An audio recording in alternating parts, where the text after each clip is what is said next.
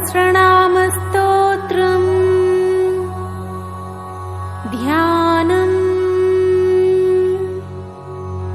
अरुणां करुणातरङ्गिताक्षीं धृतपाशाङ्कुशपुष्पबाणचापाम् अणिमादिभिरावृतां मयूखैः अहमित्येव विभावये भवानी। ध्यायेत् पद्मासनस्थां विकसितवदनां पद्मपत्रायताक्षीं हेमाभां पीतवस्त्रां करकलितलसद्धेमपद्मां वराङ्गीं सर्वालङ्कारयुक्तां सततमभयदां भक्तनम्रां भवानी।